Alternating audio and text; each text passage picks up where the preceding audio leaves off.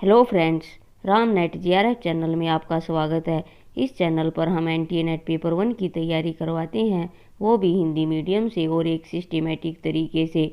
इससे पहले मैंने कई वीडियो अपलोड की हैं, अगर आपने वो नहीं देखी हैं तो आप उन्हें भी देख लें। तो आज हम डिस्कस करेंगे यूनिट जो हमारी 10 है, हायर एजुकेशन। आज हम उसके इम्पोर्टेंट एमसीक्यूज़ करेंगे जो पीवाईक्यूज़ हैं और जिससे हमारी बहुत हेल्प मिलेगी। तो फ्रेंड्स, ये हमारी जो क्लास 2 है, इससे पहले मैंने हायर एजुकेशन एमसीक्यूज़ की एक क्लास और अपलोड की है, उसे भी आप देख लें। तो इसमें 10 क्वेश्चन हैं और आज हम देखेंगे आपके कितने क्वेश्चन सही हुए। तो फ्रेंड्स, मुझे कमेंट बॉक्स में कमेंट करके बताना आपके 10 में से कितने क्वेश्चन ठीक हुए। मेरा आंसर बताने से पहले आप अपना आंसर अपनी नोटबुक में लिख लेना। तो आइए देखते हैं, पहला जो हमारा क्वेश्चन है वो क्या है। पुरातन काल में नालंदा विश्वविद्यालय में निम्नलिखित में से कौन सी प्रवेश विधि अभिभावी थी। ए प्रवेश परीक्षा, बी साक्षात्कार, सी उत्तम शैक्षणिक, ये कुछ नहीं है, डी समकक्षी परिचर्चा।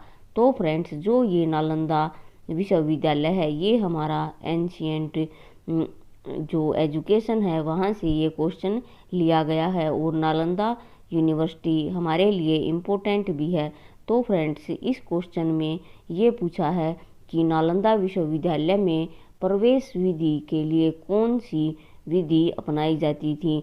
तो फ्रेंड्स, अगर एक बार क्वेश्चन समझ में नहीं आता तो सेकंड टाइम क्वेश्चन पढ़ें और ध्यान से पढ़ें, तब हम सही क्वेश्चन सही आंसर टिक कर पाएंगे। तो इसमें नालंदा विश्वविद्यालय में प्रवेश विधि के लिए कौन सी विधि थी, तो इसका फ्रेंड्स राइट आंसर होगा प्रवेश परीक्षा, एंट्रेंस टेस्ट। नालंदा विश्वविद्यालय एडमिशन के लिए प्रवेश परीक्षा की जाती थी।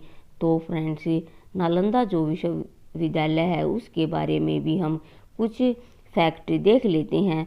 तो ये नालंदा विश्वविद्यालय है, ये बिहार राज्य में स्थित है और यह शिक्षा के केंद्र के रूप में अपनी प्रसिद्धि 5वीं शताब्दी में हुई।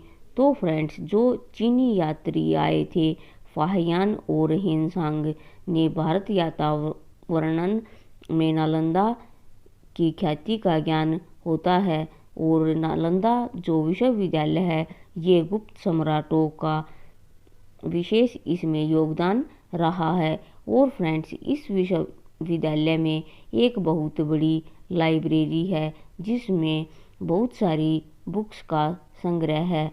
तो फ्रेंड्स, इसमें जो एडमिशन स्टूडेंट्स का था वो बहुत ही कठिन था। जो स्टूडेंट्स इसमें एडमिशन लेना चाहते थे वो पंडितों के द्वारा प्रवेश परीक्षा ली जाती थी और परीक्षा में जो विद्यार्थी सफल हो जाते थे, केवल उन्हीं को विश्वविद्यालय में एडमिशन का अधिकार था। विश्वविद्यालय में जो स्टूडेंट्स शिक्षा प्राप्त करता उससे कोई भी फीस नहीं ली जाती थी, वो निःशुल्क होती थी। उन स्टूडेंट्स का सारा खर्चा या तो राजा उठाता था या फिर प्रजा। तो ये नालंदा विश्वविद्यालय में जो पढ़ाई थी वो बिल्कुल मुफ्त थी और नालंदा विश्वविद्यालय में एडमिशन एंट्रेंस टेस्ट के द्वारा होता था। तो फ्रेंड्स, ये नालंदा यूनिवर्सिटी के इम्पोर्टेंट फैक्ट हैं, ये भी हमें पता होने चाहिए। तो नेक्स्ट क्वेश्चन हम देखते हैं।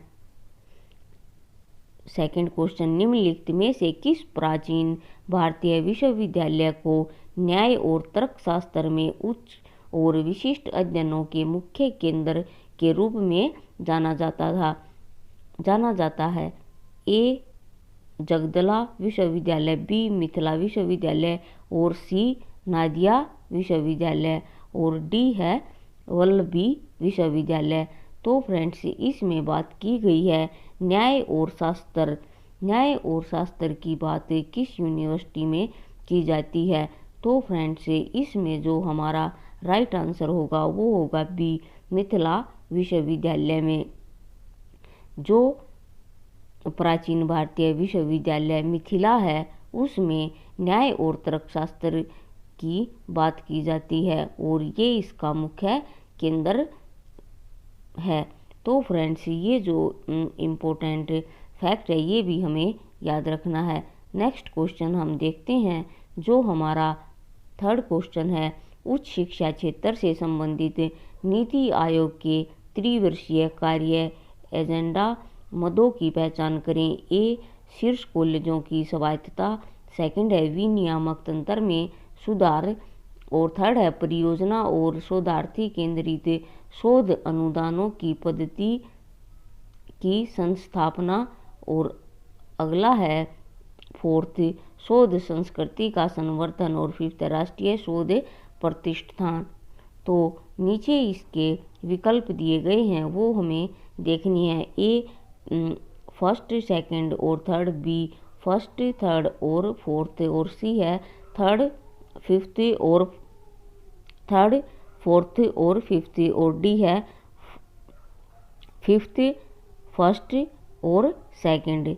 तो फ्रेंड्स इसमें जो हमारा राइट आंसर होगा वो होगा हमारा ए, पहला, दूसरा और तीसरा। तो आइए देखते हैं पहला और दूसरा कौन कौन सा है। पहला है शीर्ष कॉलेजों की स्वायत्तता, सेकंड है विनियामक तंत्र में सुधार और थर्ड है परियोजना और शोधार्थी केंद्रित शोध अनुदानों की पद्धति की संस्थापना। तो ये उच्च शिक्षा हायर एजुकेशन में जो नीति आयोग है उसकी त्रिवर्षीय कार्य एजेंडा में ये आते हैं। नेक्स्ट क्वेश्चन हम देखते हैं हमारा फोर्थ क्वेश्चन है, अध्यापक शिक्षा पाठ्यक्रमों में योग को शामिल करने का निम्नलिखित में से कौन सा आधार है। ए, राष्ट्रीय शिक्षा नीति 1968, ये बी है, बी ऑप्शन बी राष्ट्रीय शिक्षा नीति 1986, सी भारत में अध्यापक शिक्षण की भविष्य दृष्टि गुणवत्ता और विनियामक परिप्रेक्ष्य 2012, और डी है राष्ट्रीय शिक्षा नीति 2019 का प्रारूप। तो इसमें अध्यापक शिक्षा जो पाठ्यक्रम है उसमें योग को शामिल करने के लिए कौन सी नीति आधार बनी, ये हमारा क्वेश्चन है। तो इसमें फ्रेंड्स जो हमारा राइट आंसर होगा इसमें वो होगा हमारा बी, राष्ट्रीय शिक्षा नीति 1986। ये योग को पाठ्यक्रम में शामिल करने के लिए आधार बनी। और जो फ्रेंड्स जो हमारी ये राष्ट्रीय शिक्षा नीति है 1986 को स्वतंत्र भारत की तृतीय शिक्षा नीति भी कहा जाता है। तो ये हमारा राइट ऑप्शन होगा। नेक्स्ट क्वेश्चन हम देखते हैं जो हमारा फिफ्थ है, विश्व स्तरीय विश्वविद्यालयों की स्थापना के लिए उपेक्षित है, यानी जो विश्व स्तर पर जो विश्वविद्यालय स्थापित होते हैं उनके लिए क्या उपेक्षित है या क्या असफल है। तो पहला है स्वायत्त शासन, बी संकेंद्रित निधियन, थर्ड है मूल्यांकन तंत्र पर नियंत्रण, फोर्थ स्वतंत्र प्रतिफल, और फिफ्थ है शासन तंत्र द्वारा स्टाफ की नियुक्ति। नीचे दिए गए विकल्प में सही उत्तर चुनिए। ए, पहला, दूसरा और पांचवा, बी दूसरा, पहला होगा दूसरा और पांचवा, और सी है तीसरा, चौथा और पांचवा, और डी है पहला, दूसरा और चौथा। तो फ्रेंड्स जो इसमें हमारा जो राइट आंसर होगा वो होगा हमारा डी, पहला, दूसरा और चौथा। तो आइए इसमें देखते हैं वे कौन कौन से हैं। पहला स्वायत्त शासन यानी ऑटोनमस गवर्नेंस, और ये है इसमें हमारा कौन से वाला था, सेकंड संकेंद्रित निधियन, और फोर्थ था स्वतंत्र प्रतिफल। तो इसमें जो विश्व स्तरीय विश्वविद्यालयों की स्थापना के लिए स्वायत्त शासन, संकेंद्रित निधि तथा स्वतंत्र प्रतिफल उपेक्षित होता है, इसकी उपलब्धता के बिना विश्व स्तरीय विश्वविद्यालयों की स्थापना करने में बहुत कठिनाई होती है, जिससे वह अपने निर्धारित लक्ष्यों को प्राप्त करने में असफल होते हैं। नेक्स्ट क्वेश्चन हम देखते हैं प्रश्न नंबर 6। ऐसे संस्थान जो मानित विश्वविद्यालय के दर्जे के लिए आवेदन करना चाहता है, न्यूनतम कितने वर्षों से अस्तित्व में होना चाहिए? यानी जो विश्वविद्यालय मान्यता विश्वविद्यालय के दर्जे के लिए आवेदन करना चाहता है तो उसको स्थापित हुए कम से कम कितने वर्ष होने चाहिए? ए 5 वर्ष, बी 10 वर्ष, सी 20 वर्ष और डी 25 वर्ष। तो फ्रेंड्स, इसका जो राइट आंसर होगा वो होगा सी 20 वर्ष। जो विश्वविद्यालय हैं उन्हें मानित दर्जे के लिए वे आवेदन करना चाहते हैं तो उनकी स्थापना में कम से कम 20 वर्ष होनी चाहिए। नेक्स्ट क्वेश्चन हम देखते हैं, भारत में उच्च शिक्षा तक पहुंच के लिए प्रमुख बाधा कौन कौन सी है? कम शिक्षितों के लिए रोजगार का अधिक अवसर, बी सरकारी नीतियां, सी निर्देश की भाषा, डी आर्थिक स्थिति, ये यहाँ है आर्थिक स्थिति, ई विदेशी विश्वविद्यालयों से प्रतिस्पर्धा और एफ समाज में लैंगिक भेदभाव। तो नीचे विकल्प दिए गए हैं, इन्हीं में से हमें अपना आंसर देखना है। ए बी और सी, बी सी और ई, सी है सी डी और एफ और डी है डी ई और एफ।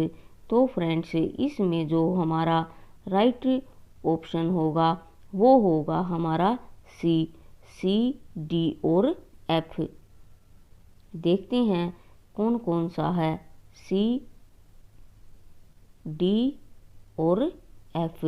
तो फ्रेंड्स, ये जो तीनों हैं ये हमारे भारत में उच्च शिक्षा तक पहुंच बनाने के लिए प्रमुख बाधा हैं। नेक्स्ट क्वेश्चन हम देखते हैं, राष्ट्रीय उच्चतर शिक्षा अभियान रूसा का लक्ष्य उच्च शिक्षा प्रणाली में निम्नलिखित हासिल करना है। यानी हायर एजुकेशन में जो रूसा है उसका लक्ष्य कितना प्राप्त करना है।